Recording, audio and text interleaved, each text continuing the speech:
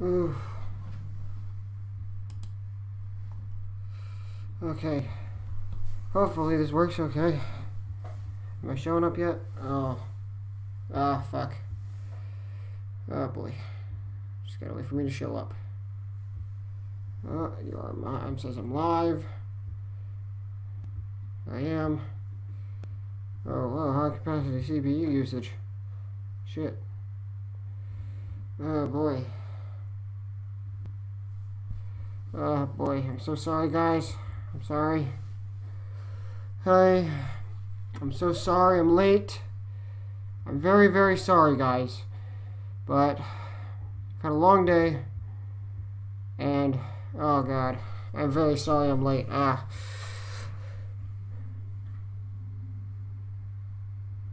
Smug gray donkey with the pearly white teeth. Yep. Okay. Hello. I'm going to call you Smug for now. Hello. And, but hey. Sorry about... Yeah, but sorry I'm late. And if you're wondering what's with the unicorn mask, it's mostly because, well, I saw this at Walmart one day, the other day, and I really wanted it, and now I have it. So yeah. Well, since I'm waiting for everybody to gather around anyway, let's take this stupid thing off. And hold on. Okay. Why is there a unicorn there? What have you done with powder? Hey, Wason, welcome back. I do I do apologize for my lateness. Work has really held me up, and yeah, I'm a bit of I'm going through some stuff right now. So, well, anyway, welcome back to Project Horizons, and this is Chapter 2. What's it called? It doesn't have a name. These chapters don't have names for some reason. I don't know why. But they should have names. They should have names. So apparently, where we last left off, Vault 99 was in fact a vault, a functioning vault somehow, that enslaved males as sex slaves so they can keep repopulating where it was female dominant. Later, you find out that the overseer is up to something about getting everybody out of the vault, and in that vault they plan to have an uprising, but then raiders invaded. They escaped. The protagonist escaped Blackjack, and for some reason it said something about leveling up. So I'm assuming this is also similar to a video game. So we're about to find out what's about to happen in this chapter. So before we start, Wason, since now you're here, I don't know if you saw on the last video, but I put your lovely fan art on the wall. And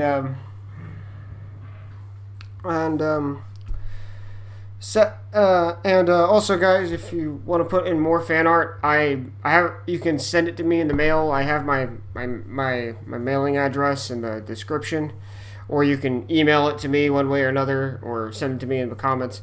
I'll get it, and I'll be happy if you can send me stuff like that.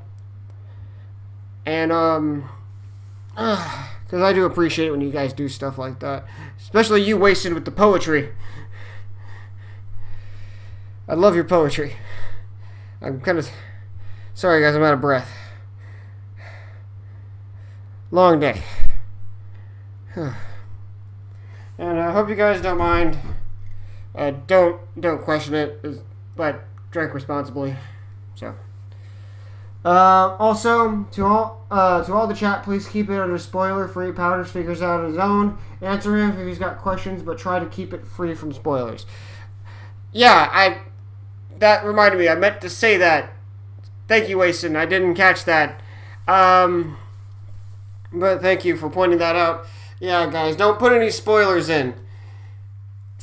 I didn't really realize last video that there were spoilers. They were giving out spoilers, but yeah. Well, anyway, let's do this, shall we? There we go. In the end, we all have to trust in something. Outside. Every pony in the stable imagined it at some point. According to the overmare, it was supposed to be an irradiated desert. A death quick enough to doom any pony caught beyond the main doors, but slow enough that you'd wish that you could put yourself out of your misery. To be honest, I'd imagined the outside to be a really big atrium. Just a huge flat space with better air and better lighting. Of course, I knew the outside hadn't always been deadly, but there wasn't much in the school about how it used to be except grainy pictures in books. Apparently, recycled wafers grew on things called trees, while there were edible carpets known as grass everywhere. Me? My first impression of the outside was made simple by the presence of two invaders standing on other sides of the boarded-over hatch. The two ponies were just starting to turn towards me when we burst out, taking both by surprise. If it hadn't been for Sats, I never would have been able to take the shots. It was just pure luck that the first shell from the pump action delivered a hit to the first raider's throat, and the second wounded his companion enough that she turned to run for her life. Running. An excellent idea. We set off for the general direction of away. That was all I could think of as Deus thundered up after us. There was some stuff, shrubs, trees, that I hoped would make us harder targets when he eventually stepped out. For now, our direction was downhill, and our speed was for our lives. Let me read this. I am not sure if I will do poems for this story or not. I only have read this story up to chapter 61, and most of I did was listen to while occupied with the other stuff. Not familiar enough to create some. Well, either way, Wason, I do appreciate the poetry either way. But, hey, if you write a poem or not, it doesn't matter to me. I always appreciate your company. I always appreciate it when you're in my comments. I appreciate every comment. And I do read them all, so. At least it was for 5 minutes. Then P-21 started limping. Soon he started slowing down. I passed him and glanced back. Our eyes met. There was no animosity, just a question. Is this the plan? I could leave him, I realized. Deus wanted me. They might just ignore P-21 altogether. Then I mentally hit myself as I remembered little Vent lying next to her mama. If these ponies killed foals so casually... Okay, Smug says, I read the whole thing, but it's been forever, and I can't into poetry. I guess you meant you can't get into poetry, I guess. But, yeah, it's understandable. I'm not asking everybody to write poetry. It's just, I know that's Wason's thing. P-21 would be no better off in their hooves. I would be more merciful if I just shot him myself and made it clean. No, I couldn't do that. I slowed and enveloped his leg in the faint glow of my telekinesis, trying to add support. He looked panicked for a moment, then realized that I was trying to help. His pace didn't pick up, but at least he wasn't slowing down as much. Turn left. A voice buzzed to our left. Nothing was there but rock and more of these grassy bushes and... a bug? A metal bug that was bobbing in the air before us with little fluttering wings. What? Talking metal bugs? I had about 100, okay, a dozen questions pop up into my head. And the dumbest spilled out first. Why? I gasped, panting. I didn't think that I was in that bad of shape, but then there wasn't much need for running in my life in 99. You want to live? And it zipped away through the bushes. I could hear Deus now. It was like a rapid thumping, grinding noise from the old food water stamping machine. It was making before it blew. From the snapping and crunching, I wondered if he could even bother to go around trees or just run straight through them. Come to think of it, I did want to live. I glanced at P-21, who shrugged at my look, and we turned to the left and raced in the direction of the weird metal bug. We came to a house. Well, if you could still count 2 standing walls, a toilet, and a bathtub as a house. I tried to ignore the pony skeleton curled up in the tub as we ducked behind the wall. "Hide," the strange metal bug said, and then zipped away into the underbrush. "But," I started to say when I heard a panicked cry to the south. Not my voice, but definitely a terrified mare. I almost started after it when I realized that it had the same tiny buzz as the bug. A second later, Deus and the 4 raiders galloped past. We didn't move for a minute or 2, but then, finally, I laughed. Well, that was exciting. Then I choked. I was gonna die. I can't explain it, but when I looked into the sky, I thought it'd be like the atrium ceiling. Instead, there was just this great, big emptiness above me, with distant gray that blurred into obscurity. Despite my head being tilted back, I felt like I was looking down. My brain screamed at me that if I took so much as a step, that I was going to fall into that immense nothing. I hate to admit that, after everything I'd been through, it was just the simple sky that made me wet my barding. "Blackjack? Blackjack," P-21 said, first with annoyance, then with growing alarm. Okay, you responded differently than... I couldn't move. I could only breathe as fast as possible. Okay, you responded differently than Little Pip did. Little Pip was like, wow, what is this? But you responded like, oh my god, this is terrifying. Wow. Yeah. Slowly, he reached up with his hooves and covered my eyes. Immediately, the sensation of up being down ended and I fell over. I wanted to retch, but there was nothing to bring up. I made sure my eyes were on the dirt when I opened them. I could finally lower my breathing rate to normal levels. "Thanks," I said softly and sincerely. He could have just trotted off and left me like that. If I'd left him behind, that's exactly how Deus would have found me eventually. There was another faint buzzing, and I raised my gaze enough to look at the tiny flying bug. Had I been out of it for that long? Now that I could look at the bug while not running for my life, I could see that it was actually a flying robot made to look like a bug. Well, that was at least a little less weird than a non-robot metal flying talking bug. There was a faint crackling noise, and the tiny voice spoke again.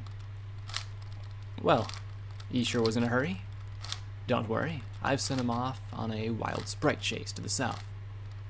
For some reason, though, I couldn't shake the feeling that it had something to do, had been watching us. Watcher? "Thanks," I said, and I meant it. "Now, I hope you don't mind, but just who and what are you?" I was more curious than suspicious. I was fairly confident that if the bug thing wanted us dead, it could have just let Deus catch us. "Just call me Watcher. As for what, this is just a sprite bot. You'll find them wandering." Well, Little Pip knows her technology, and even though she got crash course knowing what they were, and that she was captured by raiders. Yeah. All over the wasteland. I just took some in this area over when I noticed you two helping each other. So, Watcher wasn't this machine thing. He? The voice didn't sound very marish. I sort of imagined a robotic P-21 behind the speaker. He was just controlling it from afar. I knew Watcher. I really wanted to know how anyone could do that, and I put the question somewhere in the 40s or 50s on my rapidly growing what the fuck list. "Thank you," P-21 said calmly, as if he wasn't fussed at all with meeting a robotic talking bug, the dry yellow stalks of grass, or the entire great, big, empty. I gave myself a shake to try and ignore it, but it was like the sky was Deus hovering over me. I couldn't freeze up like that every time I looked up, though. "Yeah, thanks for all your help. I don't suppose you can magically make shotgun shells pop out of that thing, can you?" There was a soft chuckle. "No, but you've got the right idea. Believe it or not, you're better off than some ponies I've met." Then, in a softer tone, as if to himself, though she didn't have raiders hunting her right outside the stable. "Who? So, what do we do?" So this is a sequel. Technically. It's a fan-made sequel. He was referring to Little Pip. Is this in the distant future where Little Pip isn't alive anymore, or? P-21 asked respectfully. The little machine seemed to be regarding us, and I suspected that this watcher pony was deciding something about us. You've got one gun. Get more, and all the ammunition you can put your hooves on. One of you has decent enough armor, but keep your eyes out for more, and better. Now all you need is some direction. May I suggest west? You may find something useful that way. Taking place at the same time? Now that is interesting. So meaning that during this entire process, Blackjack is also going through her own quest. Do this around the same time. Lastly, make friends. The more ponies you have looking out for you, the better your chances. Another metallic chuckle. Though I suppose the two of you have a head start on that one. What? I looked at P-21 and gave an awkward laugh. Oh, no, we're not friends. In fact, we really just met today. When I rounded him off to be retired, my laugh withered as P-21 just looked away. Okay, awkward. Oh. For some reason the Spitebot sounded disappointed. Well, for two ponies who aren't friends, you might want to think about it. The Spitebot gave a sharp crackle and a buzz and began to bob and bounce through the air to the hefty oompa oompa of a tuba. Then it wandered off into the wasteland. Okay. I looked over at P-21 and then looked down on my Pip-Buck. Watcher had said that we should go west? I knew my Pip-Buck had a navigation function, but until now I never actually needed it. Looking at the map, I noticed two interesting things. First, there was a little icon of a gear marked Stable 99. Second, there was a location tag off to the west. I looked around for the Spitebot to ask Watcher if he'd done something to my Pip-Buck, but it was already out of sight in the underbrush, the music lost to the soft hiss of wind in the dead grass. Well, I guess west is better than south, I said as I rose, keeping my eyes firmly towards the dirt. I took a half-dozen steps before I realized I was alone. Looking back, I saw P-21 on his knees in the dirt, eyes clenched shut. What's the matter? He didn't answer. It was then I noticed he was in tears. Oh, damn. Good thing I hadn't said I was his friend. What a shitty friend I would have made. Your leg? I asked him as I knelt. Stupid question, Blackjack. He was injured and just took his injury out for a 10-minute sprint. He swallowed hard and looked away from me. Aside from the most basic first aid, I hadn't a clue what to do. I had healing potions, but they were for emergency or immediate injuries.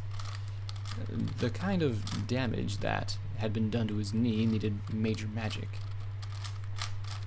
Well, lean on me, I said, as I pressed my white shoulder against his blue one, and together we started hobbling in the direction marked on my Pip-Buck.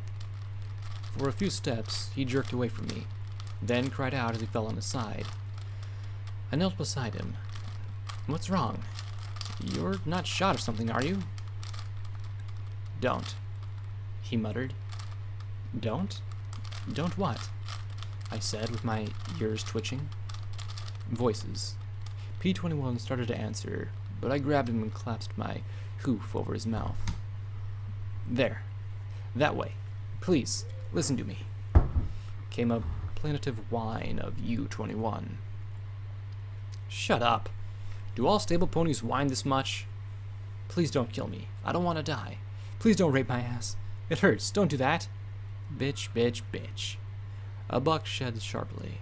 Now hurry up. When we find the big guy, he'll decide what to do. U-21 shouted off a few more protests as they continued off to the south. I relaxed again, and then I noticed a blue pony shaking hard under my hooves. It looked almost as if he was having an attack or something. Oh crap. Your leg!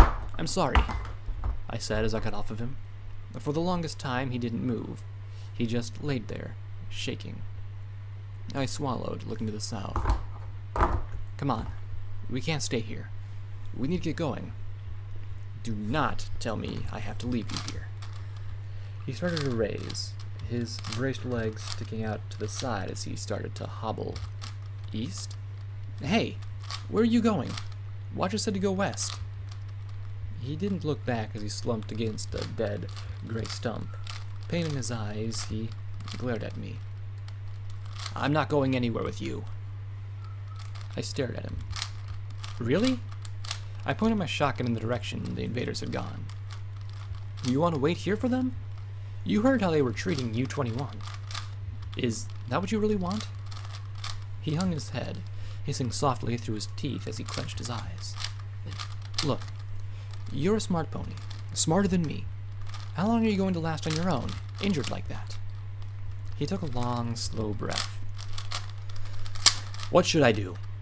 He said, so softly I wasn't really sure if he was talking to me or not. What would he want me to do?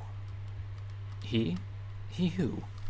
Before I could ask, he said to me, Fine.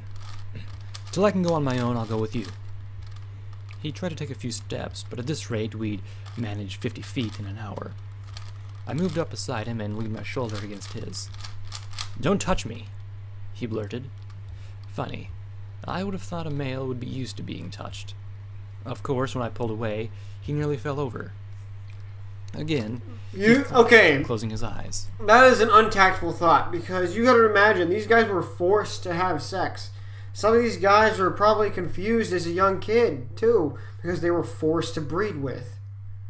Some of them probably enjoyed it, and some of them were probably traumatized from it. Think about it. That's also considered child molestation in this country. In Japan, hey, it's different, but here it's way off the line. You have, in this state, I'm in Kentucky, here in Kentucky, you have to be 16 to have that kind of consent, to understand, to have the, but this, at the age like 12 or 13, these ponies are already pushed out for it. These male ponies. Please, don't touch me. A lot. Wow, he sounded like he was begging. Maybe he was a lot worse than I thought. I'll try not to, I said in a softer tone.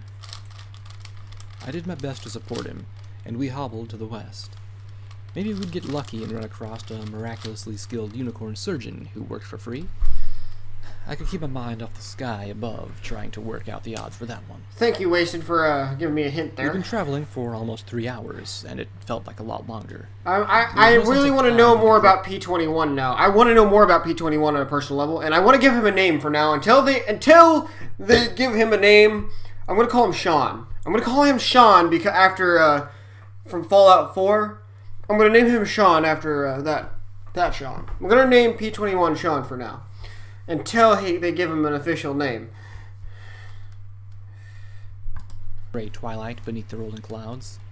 Walking shoulder to shoulder with P21, I knew we weren't making good time, but it was increasing the odds that Deus wouldn't find us. I spent a little bit of time thinking about Mom at the stable. Had they cleared out the raiders? Who had died? It didn't matter, as I'd never see them again, but I felt homesick.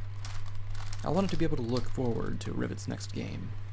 I longed for my boring and uneventful night shift.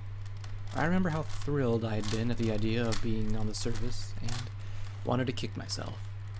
I hadn't come across anything too serious yet.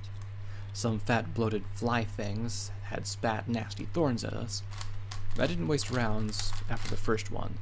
The butt of the pump action was more efficient. When I put their carcasses into my bag... Heavy rain had ruined the name Sean for me. I'm sorry, Wasted, but I'm going to say this now.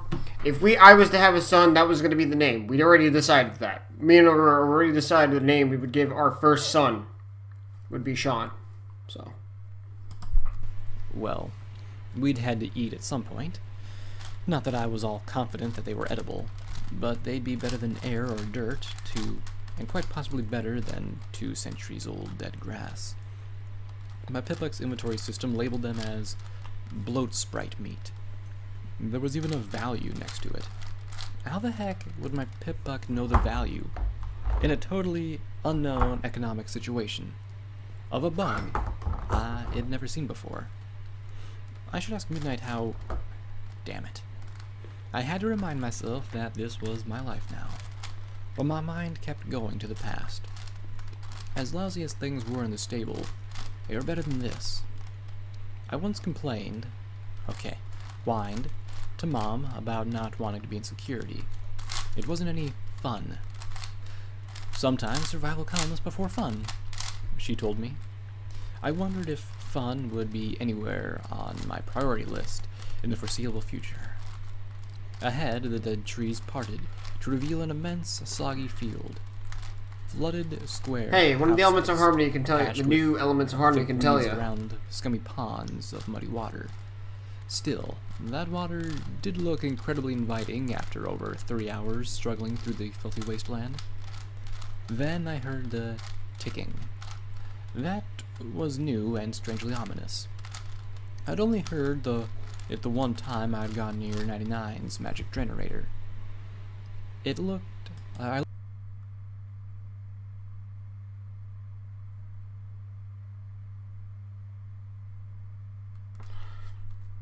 To explain my early comment, heavy rain, which is a glitch at the end of which the main character can shout out at the name of his son and keep doing that during the end scene.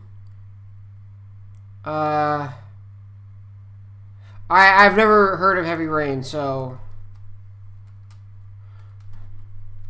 sorry. I looked at my pip-buck, and it started the slightest of little radiation needle bouncing back and forth in the green. Oh, that's not good, I muttered, as I took some more steps forward and the clicking increased. This wasn't the fresh, flesh-stripping radiation that I'd been warned about in school safety, of course, but suddenly the pool seemed as inviting as a raider's welcome mat. Moving up the hillside, we could see a small intact farmhouse next to a barn. I could also Sweet Apple Acres? A rainbow swirl in the pools and several rusted barrels sticking out of the water. More barrels were spilling from a large smashed vehicle that looked as if it had just fallen from the sky in the center of the field. Clearly, this sturdy farmhouse had been built by some pony who took pride in their work, and the building was just far enough from the water. You darn tootin'! My pet buck I can't do that. The door and windows were all intact, and unless I was mistaken, this would be a good place for P-21 to rest. Who was I kidding? I needed the break just as much as he did. I needed a roof over my head desperately. I kept imagining suction tugging me toward the clouds. Inside, the place had been ransacked. Most of the furniture had been tossed about, the shelves were mostly bare, and the floors were covered with broken dishes and garbage. Some old bones and... It's not Sweet Apple Acres? In one corner. It sounds like Sweet Apple Acres to me. It just does. Because I know Sweet Apple Acres was turned into a thing, but it's probably way... now I think about it. It is Stable 99, and it's different from Stable 2. So I gotta think differently. Sorry. And a few newspapers lay in grubby heaps in another. Hoofington's Angel of Death strikes again, declared one headline. 4 foals filleted, another one said. I spotted some pictures that had been knocked off the wall and turned over the cracking flames of my hoof. The photographs were badly faded, but there were some that I could make out. One of a mare and a huge buck wearing some sort of harness around his neck, and a bandage around his waist. Kinky sex? Somehow I doubted it. There was something off in the images for that. A picture of the same teenaged mare with an apple for a cutie mark, carrying a filly with a bow. A foal sitter? Again, something about that image didn't sit right. An old mare smiling sleepily as she stood behind the 3 foals dressed... What were they wearing? They looked like little monsters. Another with a filly wearing an old, battered hat so enormous it covered her head completely. But the 2 pictures were that really threw me had the old mare next to a buck. That it was a buck didn't shock me. An old buck. He was every bit as wrinkly and crooked as the mare. Clearly, the massive old hat eating the filly's head was his. In another picture, he was kissing the shocked-looking old mare on the cheek. Two mares, looking like older versions of the pair from before, stood side by side in smart-looking business attire. The large buck in the harness now wore a smart military uniform. The old buck pushed the old mare in a wheelchair. Family. They were a family. Not the mother-daughter dynamic. It sounds like Sweet Apple Acres. Come on, the big harness. Come on, that sounds like, you know, what's his name? Big Mac. We gotta get who's the old man. Mick in Stable 99, but a family. I could vaguely remember hearing about the old ways in history class, but seeing an actual happy family like that. P21 was looking at the pictures of the old buck and the uniformed stallion with a shocked expression. One he quickly covered up the second he caught me smiling at him. "What?" he said defensively as he looked away. Goddesses, was he blushing? The mares were cute enough, I supposed. Something about the one with the 3 apples made me imagine a little fun flank spank. The male? No. What was the word? Brother? Yeah, as I thought. Okay, first, it wouldn't make these sense having 2 stables so close to each other. Second, the other part, or it's another part of Equestria. But they're describing the family. Like, it's even said the cutie mark was 3 apples. He was pretty delicious. It could have been close by. Awfully cute. I know I said it wouldn't make sense, but nor does it not make sense, because you think, look at Fallout 4. You look how close together those vaults were. Like, Vault 88 and Vault 81 were pretty close together. It would kind of make sense. Giving him a playful wink. I needed to get his mood up. Hopefully it would take his mind off his leg, which was so swollen at the knee I was afraid he wouldn't be able to wear the brace. Of course, my intentions went down like a rat roach Sunday. Are all mares sex friends? Is that it? Huh? Where did that come from? I was just... Don't you get it? He lifted the black and white photo of the calm buck in the uniform. Males as soldiers, husbands, brothers, not as breeding equipment. I tilted my head to the side, as I was now completely lost. You see them, though, and cute? That's all you can say about them. Pissiest male ever. I was just trying to lighten the mood, I said in a softer voice. He blinked, then resumed his grumpy frown. Midnight? Why couldn't I have ran to the stable with a beautiful, dark unicorn mare? Really. If you were going to have a traveling companion, it'd be hard to beat that. Or a pony with a sense of humor. Was that too much to ask? Yes, actually. There were a few other things in the room. A terminal sat atop a desk. P21 had to smack it with a hoof a few times before the green screen lit up. Next to it was a small safe set in the floor. From the scorch marks in the corner of the room, it looked as if somebody had tried to blast it open. I guess it was a miracle the terminal still worked. I also found a locked ammo container that was way too heavy to be empty. Can you get that to work? I asked him as he started to tap at the keys. The work seemed to calm him down. Maybe, he said quietly. Duct tape showed me a few tricks, and it looks like it's still pretty much intact. You too close? I said, now feeling genuinely curious. Maybe it was the pictures, both watchers' comment, and what he'd been through had made me wonder about this odd blue pony.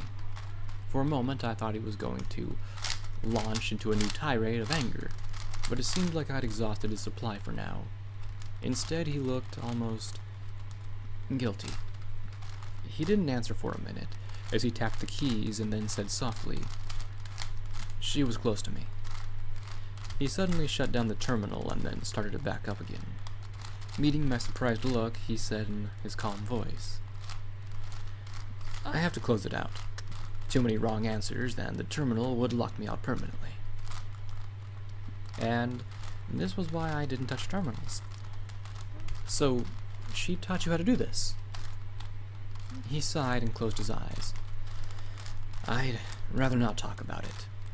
She's dead. I've escaped. I don't want to remember that place." He looked at the screen. They're really going back on the game's cool concept. "Now, if you don't mind, I need to focus on this." "Well, so much for friendship." I sighed and stood. "Well, I'm going to check and see if the sink in the bathroom still works." I needed a bath. I desperately, terribly needed a bath. The blood I'd rolled in had hardened like black paint. I smelled of blood, urine, and feces. I'd taken one of Rivet's ice water baths right now if I could. Still, I hesitated a bit when my pipbuck notified me that the water in the sink was also radioactive. I wasn't going to drink it, though. That cut down on some of my exposure, right? I found a rag, soaked in it, and tried to scrub myself off as best I could. By the time I finished, my pipbuck's radiation meter bounced back and forth in the middle of the green gauge. I guess that meant that I wasn't near flesh-stripping radiations level yet. Blackjack is not a smart pony. I can relate to Blackjack a lot. I can memorize, like, little trivia facts about things, like, about, geeky stuff, but I cannot remember. I can't even remember where I park my car half the time. Well, I smiled. "So, am I glowing?" For the first time ever, a look of absolute, incredulous shock settled on his face. "You're pregnant!" I laughed as I flopped on the couch. "Oh, goddesses, I hope not. I just washed in some water that was a little more radioactive than I'd have liked. Of course, if I were pregnant and irradiated... Okay, not thinking about that now. It definitely killed the joke, though." "Oh, you look cleaner," he replied with a flush as he returned to the screen. He hit a few more keys and suddenly smiled. He's obviously straight. Finally. Obviously... Granny. Interesting password. "Nice," I said as I looked at the safe. "Can you pick the lock on that too?" I suspected it wouldn't be easy for him. It was a safe, after all. "Why?" He hit a key on the terminal and a click came from the safe. Okay, now he looked smug. It was a nice change from the stoic or pissy look he normally wore. Then he looked at the ammo crate. Now that I'll have to try and pick. We swapped seats, him dragging the ammo box to the couch while I investigated the safe and terminal. Inside the safe were 2 stacks of bits, a small bag of bottle caps, another healing potion, another syringe of Med-X, some food that simply had to be past its expiration date, a revolver, and a half-empty box of ammo. I just dumped it all in my bags for now, my pipbuck tallying my inventory automatically. Then I turned to the terminal. There was a series of log entries. The dates after each were such gibberish, though. Well, I had nothing better to do while P-21 opened the ammo case. Entry 1. Well, in a time of one boneheaded decision after another, one more shouldn't be too much of a surprise. Celestia's out, and Luna's in. 1,000-year rulers. A good stretch, though, I suppose. Unfortunately, I doubt this whole thing shake-up is gonna do any pony lick good. Ministries? What are they doing that wasn't done before? I heard they're gonna remove the gardens, 'cause each one has to have their own headquarters, or some such. I'm glad I retired when I did. Don't think I could stand the hurt of seeing them all torn up. Entry 3. Big Macintosh is dead. I know they said he died a hero from saving Princess Celestia. I'm glad that Celestia's alive and all, but I also wish Granny's grandson were still about. Instead, they're going on and on about how heroic he was. It makes me want to split. Big Macintosh wasn't a hero for saying Celestia. He was a hero because he tried to save any pony who didn't deserve to die. Granny's not doing so well since the funeral. I don't think any statue in Ponyville's gonna make up for this. Entry 4. Buried Granny Smith behind the farm. Apple Bloom sent her condolences. I don't know if Applejack's heard. Getting a message through the Ministry of Technology's a hassle and a half. It's been a long time coming, watching her slip away. Somehow thought she'd last forever, though. Things are getting so bad that I'm feeling like I want to join her some days. The world's so angry. It's so full of hatred that all I can do is shut it out and try and keep this little corner of green and healthy. It's all I can do anymore. Made a new friend, though. Marigold at the garden club. Kind filly. Said she'd drop by and show her foal the farm. Entry 5. World ended today. Thought it was worth writing down. I guess the world's over. Hooray. Load of ponies streaming through my fields to get up to the stable on the hill. I sent Marigold and her foal up that way since they can't reach 90 in time. Hope it does some good. Hope there's some good left anywhere. Entry 6. Sky carriage crashed in the fields last night. I figure that's it then. I don't know what that sludge is, but it melted those 2 Pegasus. Liquefied them. There's some kind of green snow starting to fall. Pretty sure it's going to kill me. Nuclear winter? Killed everyone else. Ain't seen a pony since that black mare struck in the barn. Invited her inside, but she just skedaddled. Feeling tired now, but maybe that's just my age. Never wanted to live long enough to see all this. Just wish I had the strength to rest with Granny. Feels wrong, dying like this. Entry 7. One generation passes away, and another generation comes, but Equestria abides full. Logout time. Disconnecting. I don't know how long I sat there reading these entries over and over again. It wasn't until I heard the pop of the lid coming off the ammo box that I looked over at P21. I felt completely torn. On one hoof, feeling bad for the old pony who'd lived just long enough to see his world blasted apart. On the other, he hadn't lived to see just how bad things would get. Seeing me blubbering, P21 suddenly looked uncomfortable as he opened up the case. Want some more bullets? He asked as he tilted the ammo container. Yeah, thanks. I didn't want bullets. I wanted 7 entries of Haas telling me how wonderful life was. I rose to take the Why did I immediately imagine, like... I imagine this. I'm imagining Calamity, you know, he's crying. And then little Pip's like, you want some bullets? And he's like, yeah.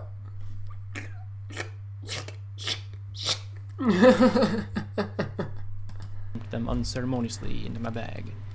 I had no idea what kind of gun they went to. Perhaps a rifle? As I scrolled through my inventory to distract me from the bones in the corner, P21 read through the journal entries himself. I don't know what I expected. Tears like mine, I suppose. I wanted to know that my reaction wasn't weak or wrong. When he finished, though, he didn't cry. He simply looked at me with that even blue gaze. Do you want to do something about it? Do? What do you mean? I asked in confusion. Well, you can sit there and cry. I like a smug there. Want some more bullets? Sure. You know how to cheer a gal. He said as he rose with a groan, leg brace squealing softly before he limped towards the door. Or, we can do what he asked. Confused, I stood and walked out after him. He looked around at the grass around the farmhouse and then slowly limped out. Was it just me, or was it getting darker? About 50 feet up the slope was an odd squared-off stone, something which had been used for a target practice, and the marble was so chipped that it became illegible. Start digging. Carefully, he said before returning to the farmhouse. Oh. Slowly, I started to scrape away the soil with my magic. It was hard work, and I was glad. Focusing on this, I felt my horror of that open darkness above me fading away. The nightmares of the attack dwindling away. I didn't see Air Duck's foal lying with her head nearly sawn off. I didn't think about Haas's last moments. I simply thought of Dirt as my horn's magic scraped away layer after layer. He returned just as my magic brushed against something more substantial. With great care, I levitated the dirt around the buried bones of the pony. Finally, Oh. That little thing I imagine, can one of you make that? One of you make that? I would really love to see that. It would be awesome if I can get this on the wall. Get it on the wall. Stopped. My horn hurt. My head hurt. My eyes burned. But I did feel a little better as P-21 laid old Haas next to Granny. And then I noticed something in Granny's hooves.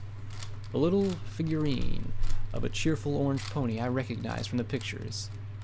Her hooves kicked in the air above as she grinned confidently at me. Carefully, I levitated the little structure from the grave and gently brushed the dirt away from a tiny plaque at the base. Be strong. Looking at the orange pony, her little cowboy hat, and the 3-apple cutie mark, I couldn't help but smile. I wanted to be strong. I needed to be strong. I glanced at P-21, but he was simply placing the bones. Would it be okay? I asked softly. He glanced at me, then at the figurine, before going back to placing Haas's remains into the earth. I'm curious why you're asking me, he said as he finished laying out the bones. He finished by placing the brown moth-chewed hat atop the old skull. Because you seem to know what's right, I replied. I felt so confused right now. I'd welcome any advice. I guess that depends upon why you want it, he said as he sat on the edge. And once again, and is AJ the first statuette to be found, and the first soul jar. I hesitated before I answered. For some reason, I wanted to be completely honest with him right now. If I'd come across this beauty just hours ago, I'd have swapped it for some treats, drinks, or sex. But now, everything was changed and different. Because I want to remember him. Because no one else does but us. I looked at him and gave a snotty sniff. And I've got to be strong. And if I wasn't strong, not really. I had a shotgun and an overactive proclivity to use it. Proclivity? He looked at the figurine in my hooves for a long moment, and then said, then I guess that'd be alright. As I looked at the figurine, a sensation settled around my shoulders, a focus driving away some of the terror and worries that were nibbling at the back of my mind. I carefully placed the figurine into my bag, and I was oddly happy that it didn't instantly have a value assigned to my pip-buck. Then we both stepped clear as I... So here's this. I know that there are a few out there we've seen. I do know there are currently 12 that are in the possession of both Little Pip and Velvet Remedy. See, I know there was one in the ruins for Twilight statuette there. I know there's another set of 6 that belongs to Spike, which makes it a total of makes full sets to total out to 18. There were how many of them? I can't remember. 36, right? 36 of them? I know it was like in the 30s. I think there were 36 of them. And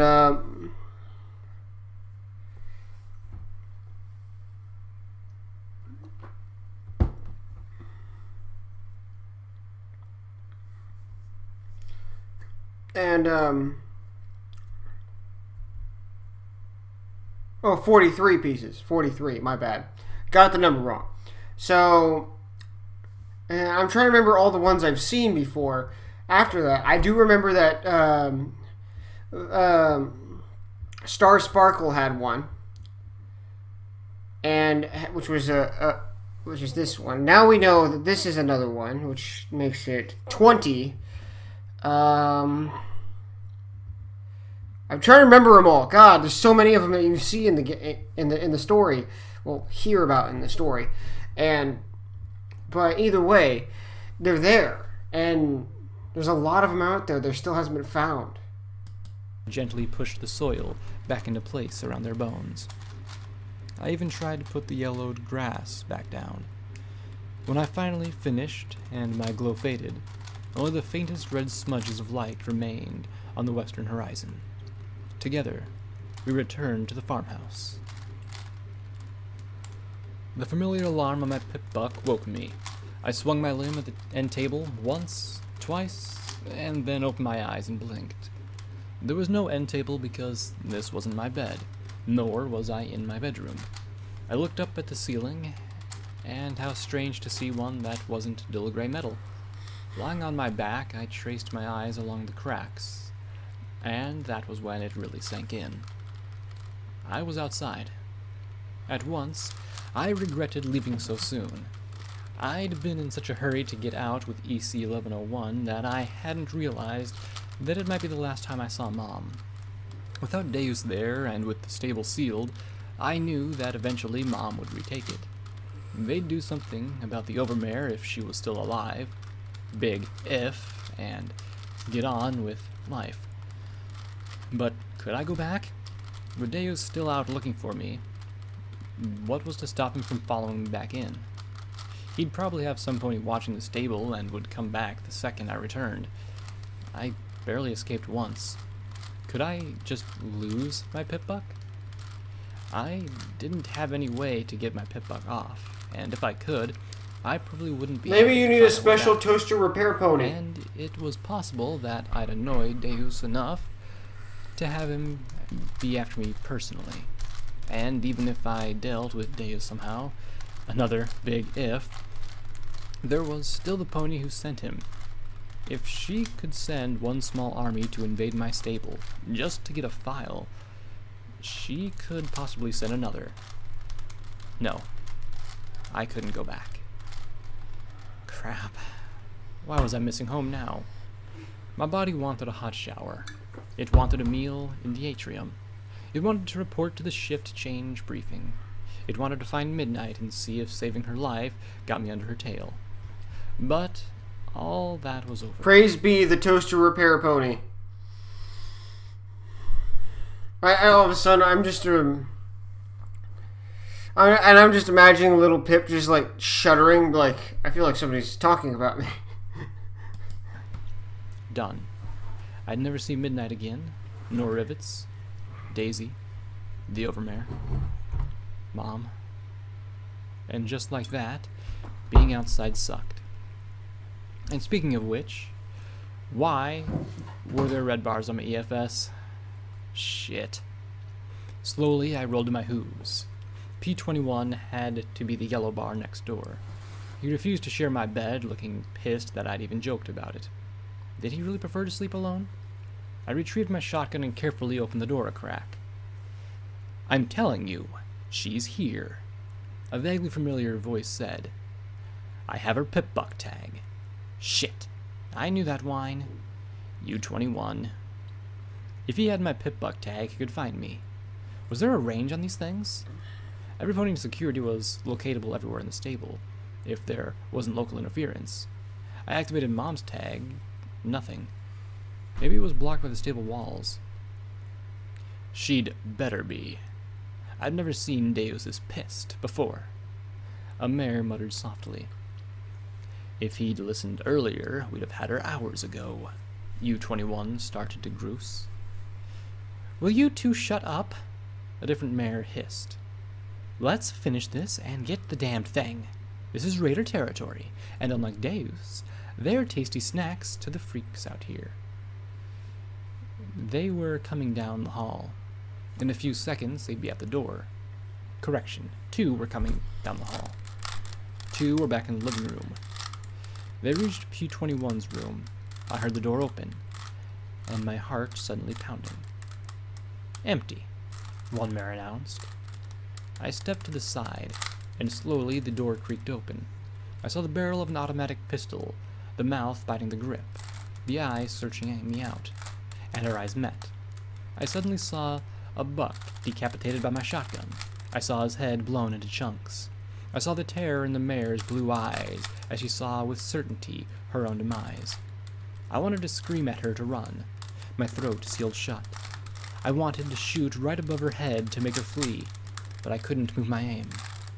She turned that barrel towards me, and in her eyes I saw the doomed look of a pony knowing they acted in futility. I pulled the trigger. 8 pellets of lead traveled less than 2 feet, turning the firearm into scrap and her lower face and throat into pulp. She made a noise. Not exactly a scream, with all the bubbly froth coming from her. Her whole body whipped wildly, flinging gore before she collapsed into a thrashing heap. "Fucking hell!" shouted a mare as I moved into the doorway. She had a security saddle with 2 single-fire rifles connected to it, and a welding helmet protecting her head. Her gang colors didn't do shit to protect her, though. I knew the difference between barding and wasteland armor. We fired almost simultaneously as she backpedaled, yanking on her bridle. One shot slagged my hide, but didn't penetrate. I slipped into sats and aimed at her chest. So I don't want to blow off another mare's face. Call me a wuss. 3 rounds of buckshot traveled down the hall, and most of her front into a blasted room. As that accelerated time wore off, she slumped to the ground, her last shots chewing up the floor before she fell over in a bloody mess. I looked down at the mare, still thrashing on the ground as she tried to breathe, through the ground meat of her throat. I wanted to put her out of her misery. From the fear in her eyes, she wanted it too. I pointed the shotgun at her head. She stilled a little. Just pulled the trigger. And her pain. I couldn't do it. "Sorry," I muttered to her. She shuddered and closed her eyes. I hoped that was that. And a second later, I'd have a bigger worry as a unicorn mare floated another automatic pistol around the corner and blindly fired. A lucky shot nicked my ear, which probably saved me by getting me to duck down. The mare then stepped into the hallway with 2 automatic pistols floating before her, aiming them right at my head. The shotgun blasted a cone of leaden destruction that had her scrambling for cover again. Her shots were wild, but I only had 3 more shells in the shotgun and no time to reload. I tripped over the bloody mare's corpse at the end of the hall, rolling over it as the remaining mare fired at me. U-21 was behind her, apparently learning about the little firearm feature called a safety the hard way. "You're dead! Fucking dead!" screamed the mare as she pointed her automatics at me. Sats was still charging. We were going to make a mess of each other, and then my magic reached out. There was more than just a safety on an automatic. I fought to split my attention to hit those nubs directed between the safeties. I pushed, and the magazine slid out of the guns. 2 bullets, and only 2, punched my barding hard. 2 shells, and only 2, turned her chest into a bloody hole. She died with a confused look on her face, her fading horn still pulling the triggers. The brown unicorn got his weapon working, putting a round in the wall. He took one look at me and screamed as I brought the shotgun around, firing his weapon wildly in my direction. He was the pony that had told the raiders how to use the bloody pip-bucks to find the security mares. No other raider could know. He had been working with Deus, and he was shooting at me. Okay, trying to shoot at me. This was a shot I could take. Red bar, red, and it's dead. The last shell in the pump-action shotgun blasted out. In this final second, he raised his hoof to shield himself with his foreleg. He had been toasted, but for one thing, he was wearing a pip-buck. This one might not have been a reinforced case, but pip-bucks were tough suckers. The blast was virtually point-blank, and the lead shot didn't have time to spread, almost entirely ramming into the device. The unicorn found himself peppered with wildly flung shrapnel, but not turned into a smear on the floor. Screaming, he raised his hooves to his ears and rolled back and forth. The arcane device still attached to his leg was now So much sparking metal. Breathing hard, I reloaded as quickly as I could. He'd flung his gun when his focus snapped. I couldn't risk him getting it again. I lifted the reloaded shotgun. P-21 was shouting something, but there'd be time for that later. Then I got shot in the ass. The sudden boom of pain in the back of my leg scattered my thoughts as well. Damn it. Hadn't I decided back in Stable 99 not to get shot anymore? I looked back, and my eyes met the shocked face of P-21. He was shaking as he bit down on the brown unicorn's gun. I calmly put the safety back on, and just in the nick of time as he pulled the trigger a few more times. The friendly fire had turned my EFS red. I suppose it was the first time he'd shot a gun. "Aim, then fire," I said through the haze of pain, and I turned back to U-21. "Blackjack!" P-21 yelled as in a staggered voice behind me, and I looked back at him. There was a look on his face, stained and anguished. "He's done. Please, don't murder another 99 male." What? Still, U-21 did look pathetic. The blast had probably temporarily deafened him. I sighed. Waste of ammo anyway. P-21 let out a held breath, then frowned at me. "Yeah, thank goodness you didn't waste the ammo on that mare." I glanced down the hallway with a frown at the mare in the door to the bedroom. That was completely different. Wasn't it? I checked U-21, but only found something that looked like a weak healing potion. It barely took care of the shot to my rump and the other nicks and injuries, but it was something. I knelt down and said loudly, "Where's your boss?" A companion who accidentally hits the hero? I wonder this will be an occurrence.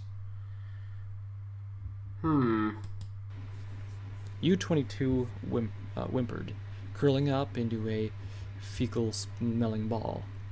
He was going to be useless. "Let's go." P-21 stared at me. His features slowly hardened once again. "No." "Huh?" I blinked at him. "What do you mean, no? Were we back to this again?" "It's a pretty simple word. 2 letters. I'm pretty sure even you can figure it out." He pointed a hoof at the other male. "Help him right now. Give him one of your potions," P-21 said firmly. "Otherwise, get going." Suddenly, the thought of being on my own loomed inside me. It was a feeling I didn't like one bit. One of the most effective forms of punishment in 99 was isolation. I'd gotten it twice. 24 hours in a virtual closet for mouthing off about the overmare. It was worse than detention. At least in there you could hear ponies through the bars. "P-21, I said softly. "You said I know this stuff better than you, right? Then help him. Otherwise, you're on your own." He said firmly, his lips pressed together. He meant it too. I floated out one of the potions Marmalade had tucked into her barding pockets, and set it next to him. He could use it when he pulled himself together. I felt a little ashamed, a little annoyed, and a lot confused. Did he think I spared the mare because I wanted her to live? Did he think I favored mares over bucks? That was just crazy. With a sigh, I gave one last look at U-21, and together we left the farmhouse. We continued following the Pip-Buck's directions west. I took it for a good sign that neither that metal abomination nor any raiders had found us since.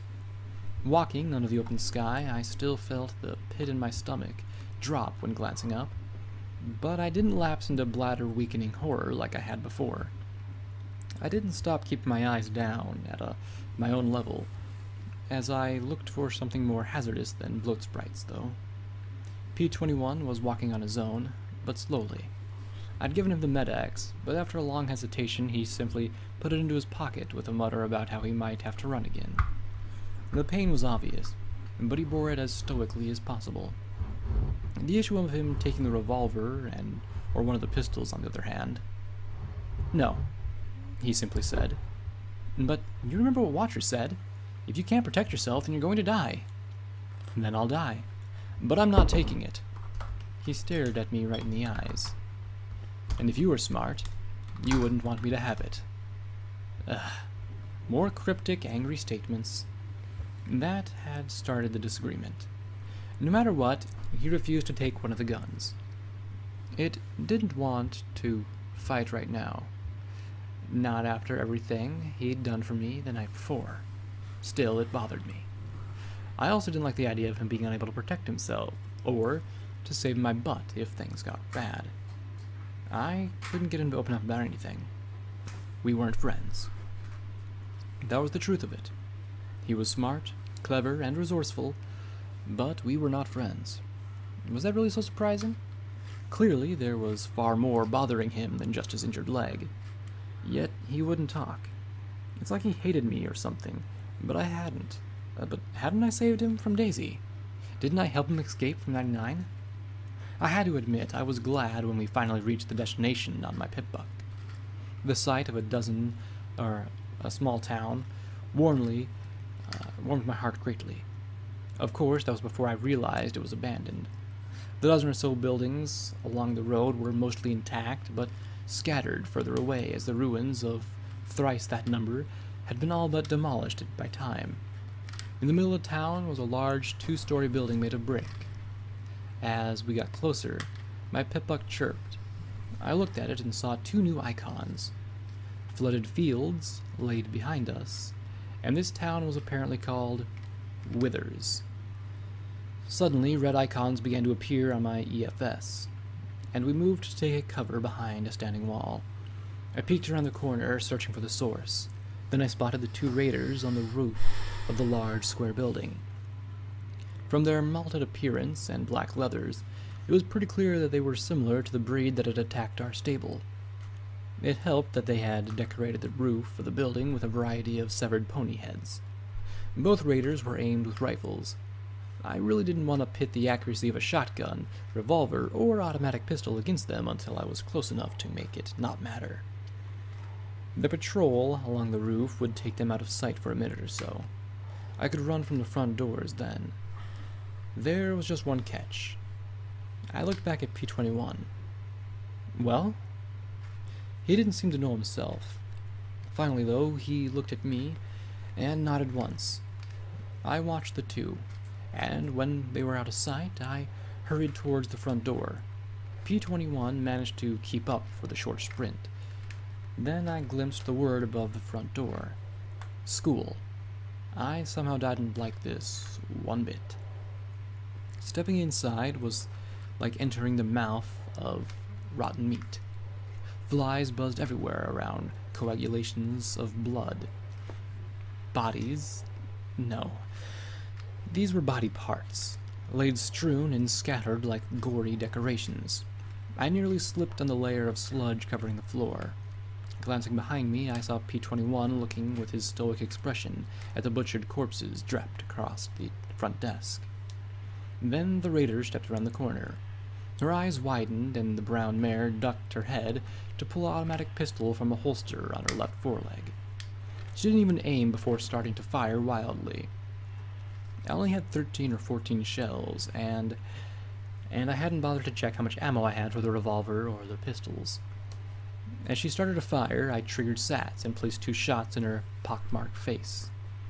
Executing the spell, I watched in slow motion as her face disintegrated into chunks of bone and blood and brain. Unfortunately, as her corpse fell to join the others, I heard yells from within the school. The shouts, cackles, and errant gunshots left no confusion as to their intent. One raider, holding a magically levitated knife, and another with a sawn-off shotgun, raced into the front door of the school. SATS was still recharging, so I narrowed my eyes and filled the doorway with a spray after spray of buckshot. The bucks finally dropped, but I definitely didn't have like the 5 rounds that it had taken. I began moving to check sawn-off for more, but the sound of another raider approaching sent me ducking behind the corner. I levitated a stream of shotgun shells from my bag, each one clicking into place inside the magazine tube. I racked the pump-action shotgun as I rose and spotted a 4th raider advancing with steady shots that chewed through my cover. P-21 reached over and lifted a dismembered pony's head. He looked at me grimly, then pushed the head above the counter's edge. Instantly, the head jerked as the raider swapped targets. I rose, hit Sats, and ended his barrage with 2 solid shots to the torso. P-21 immediately dropped the head and wiped his hooves on my barding. I just looked at him for a moment, wondering if he really just did that. Then he flushed. Sorry. There weren't any more approaching at the moment, though my EFS detected at least half a dozen further in. It also identified some non-hostiles.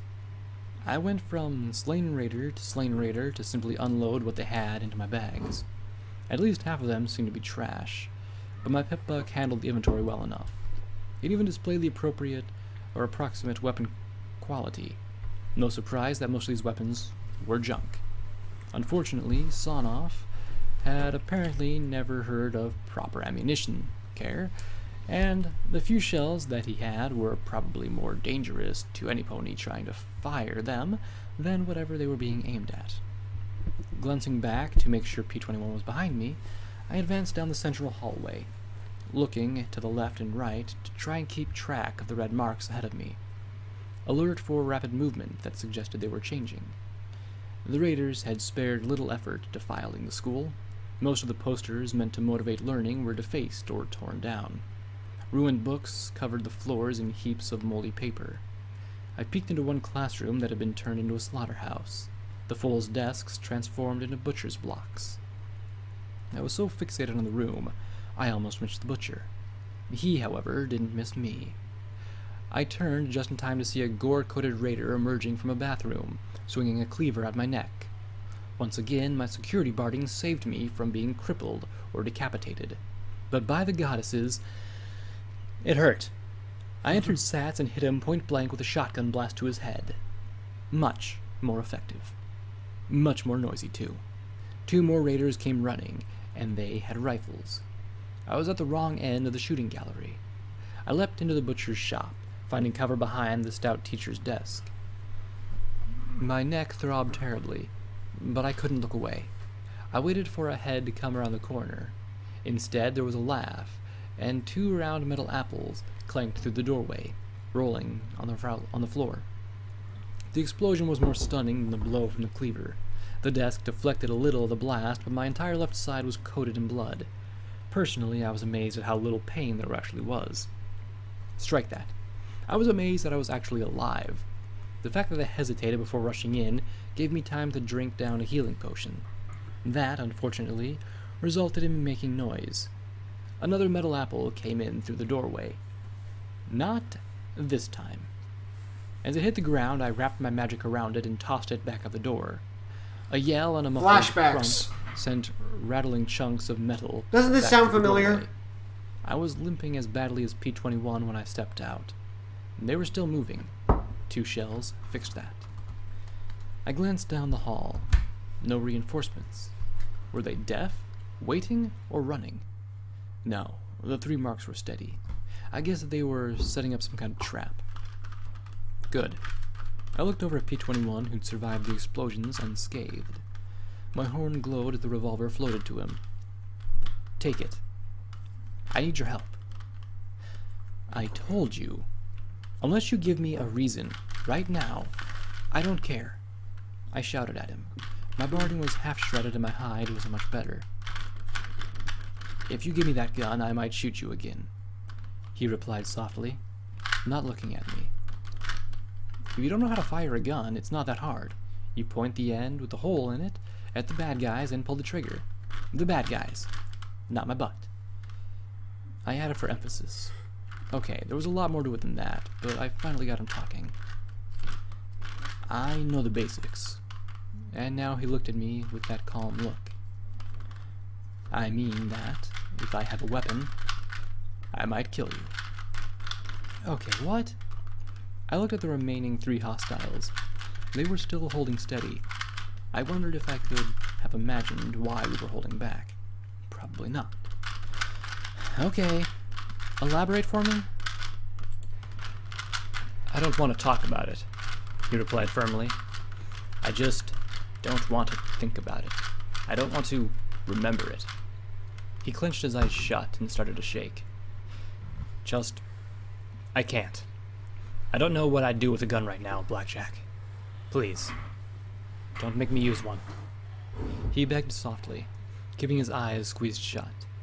I opened my mouth with a hard comment in mind, then closed with a grimace. No, Watcher had suggested we become friends.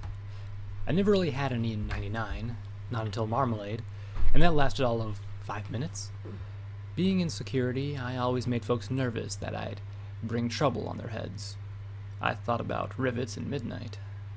I'd have to talk to him like I talked to them, minus the whole sex thing. Pity, but for a breeder, he didn't take that well. You don't want to talk. All right. I'm not going to make you talk.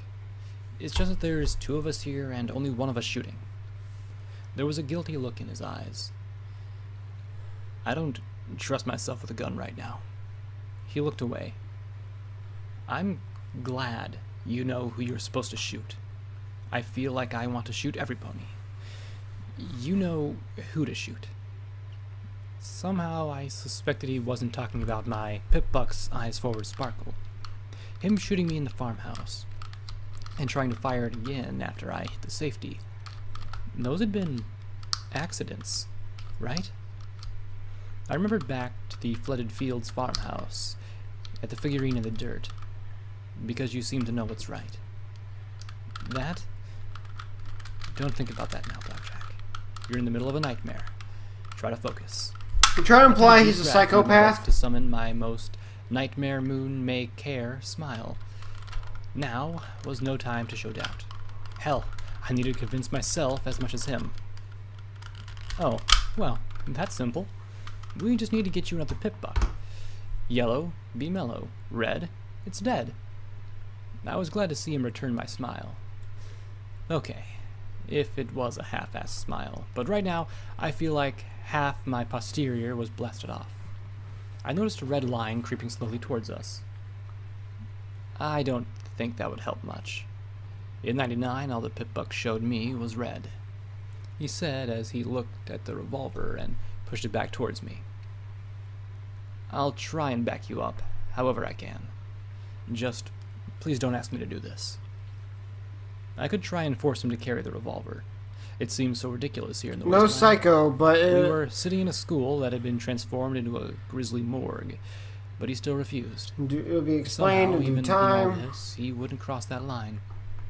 I doubted that when Watcher talked about us being friends, it involved me shoving a gun into P-21's mouth and sending him to kill ponies. All right. Just promise me you'll tell me why someday. Okay, P-21? Relief flooded his features. You'll be the first to know, because you're the only pony in the wasteland that has a clue what '99 was like. But still, first to know. He was trying for a joke. It was so precious. Great, I almost couldn't help but laugh. Almost. Did you just call him I precious? watched as the sneaky raider poked her head around the corner, and I had to admit the expression on her face was pretty funny. I smiled right at her, despite the atlas-shaped bomb in her hooves. I looked right into her face and yellowed eyes with her tiny pinprick pupils and gave a little shake of my head. The shotgun floating 3 feet from her probably helped. Instantly, my Pip-Buck tag swapped from red to yellow as she dropped the bomb and raced for the exit, as fast as her legs could carry her. Somehow the sight of a raider running from the 2 of us struck me as unbelievably funny, given that I was half blown up and P-21 was unarmed. I couldn't imagine the sound of my laughter would mean to the raiders. All right, let's finish this, I said as I walked past the apple bomb, carefully moving it inside the classroom. Sure, it looked simple enough, but I sure didn't want to touch it. I had no idea how big of a boom it would make. I preferred weapons with a more predictable area of destruction. I made my way towards the second classroom. As I neared the door, one knife-wielding raider sprang at me. Knife versus shotgun. Really lousy odds for her, but it cost me 2 of my 4 remaining shells. Only 1 raider remained with the friendlies. I trot past more scattered filth, heedless of the risk. At this moment, I just wanted it to be over with and cleared. The other classroom had a pen of sorts constructed out of chain link fence in the far corner. Within were half a dozen filthy, terrified-looking fillies. The raider crouched behind him. "Cunt," he said, then gripped the stem of an apple bomb with his foul brown teeth. What was it with raiders and that word? Still, something felt off. He wasn't acting suicidal. He was acting cocky. Then again, if I shot him and the apple thing exploded, then this would definitely have an unhappy ending.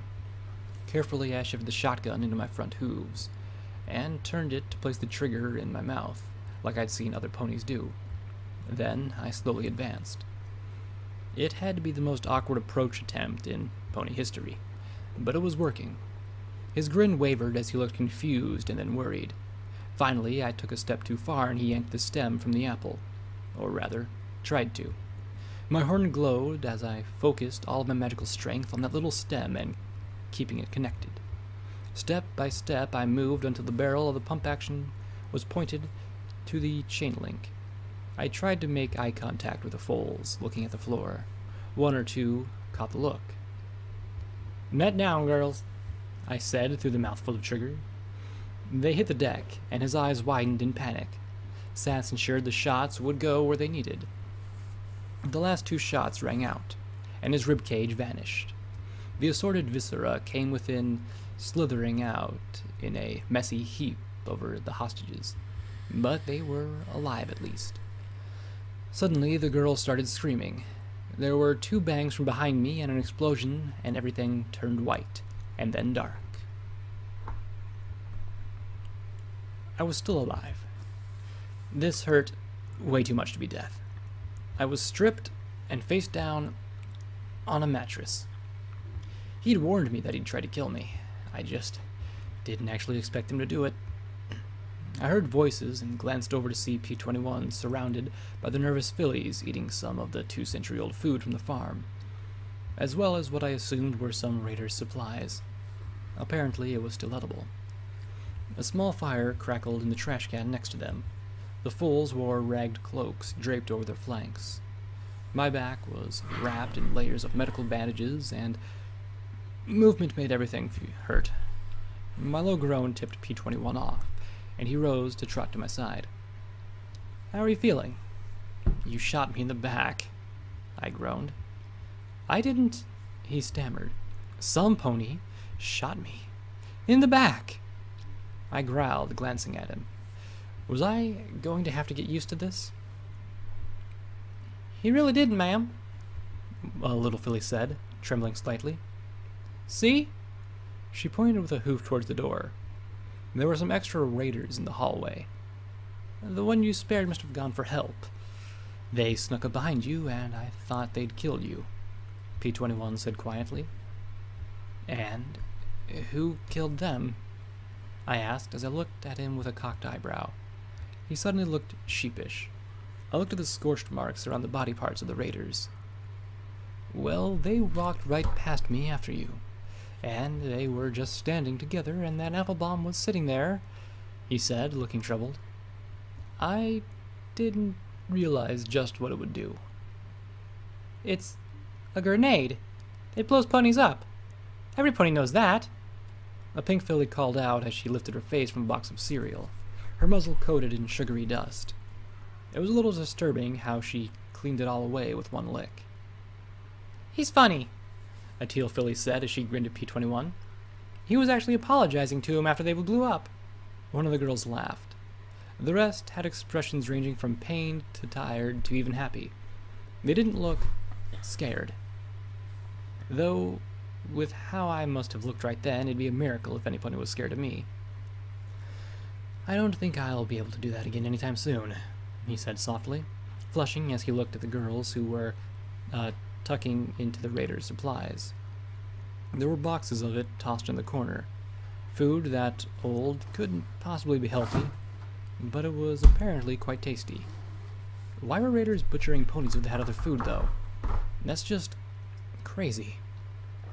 I looked at the teal one, who, aside from looking very sore under her tail, seemed the oldest and most composed.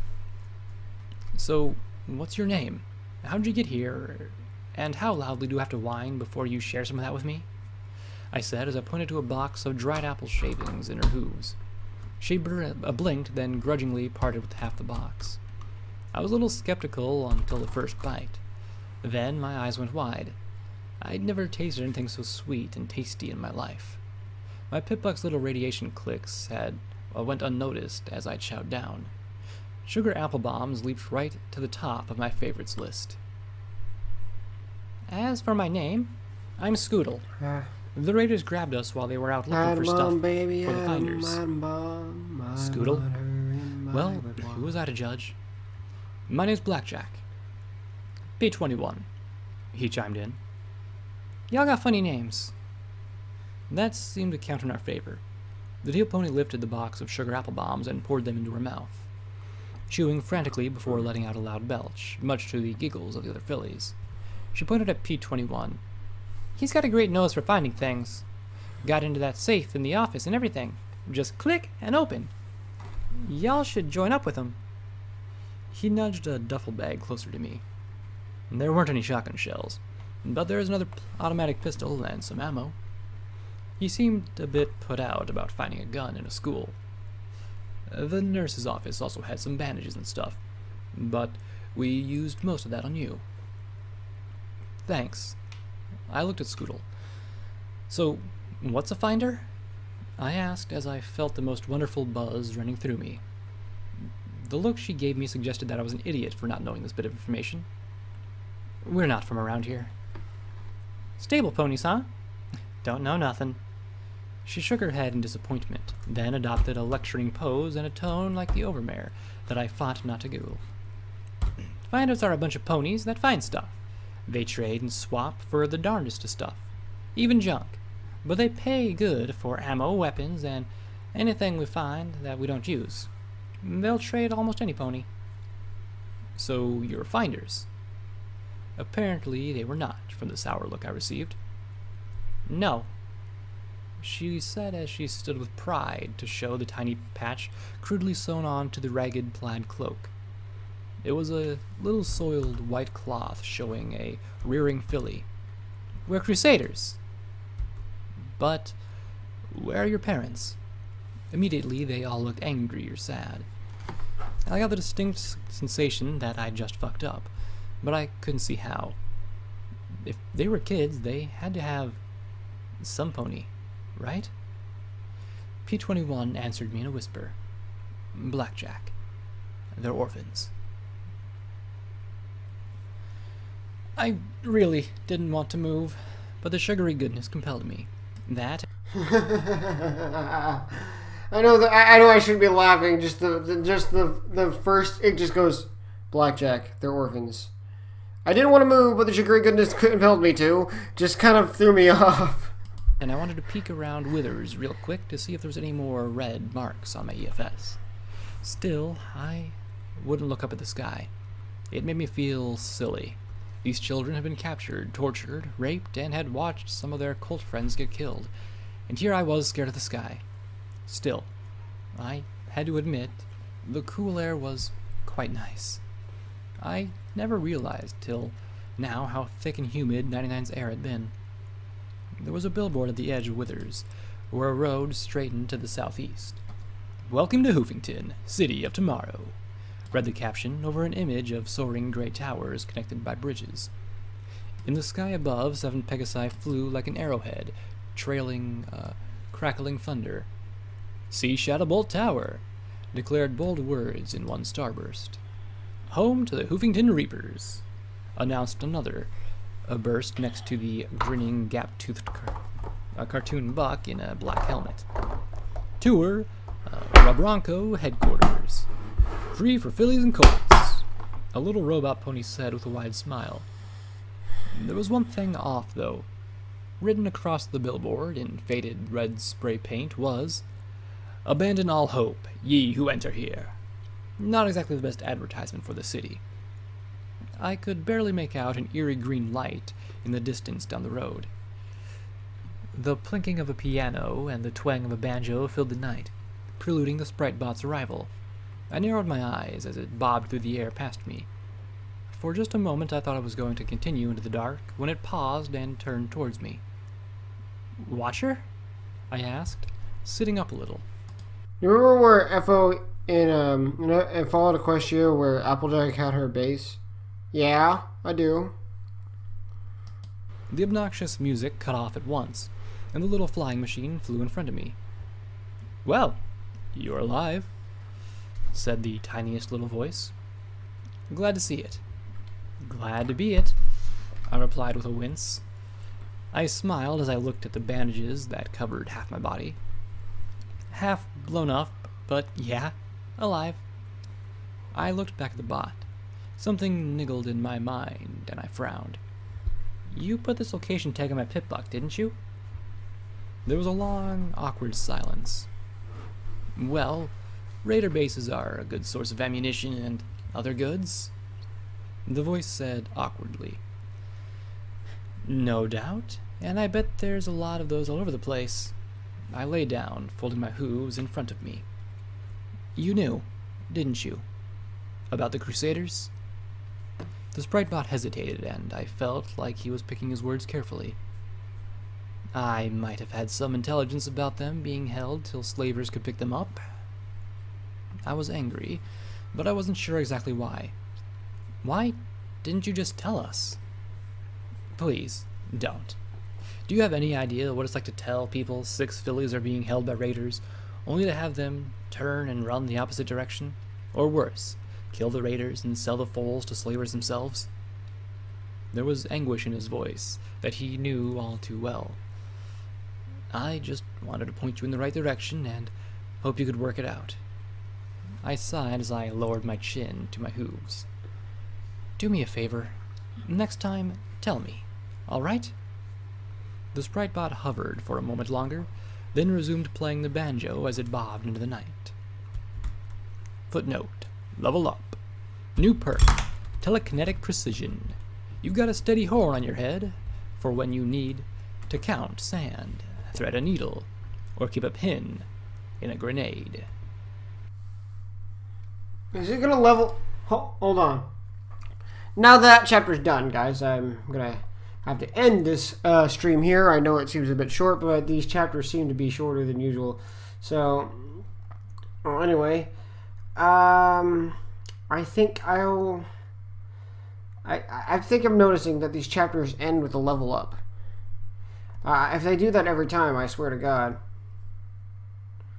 But I'm not complaining. It'd be interesting.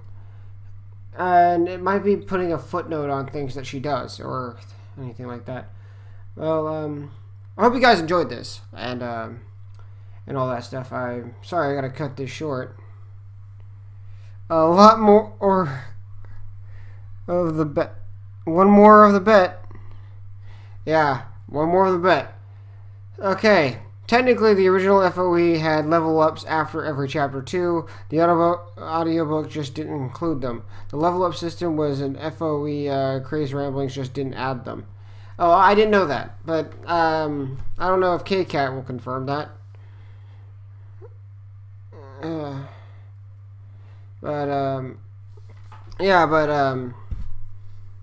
But thank you for telling me that. But I've noticed it's a level up thing, so. Well, anyway, I hope you guys enjoyed it, and I hope to catch you guys in the next video, and I'll try to schedule this at a good time since I'm going to be expecting stuff like this. Try to expect this one on Friday. Try to expect this on Friday, so that's a good day I can give you.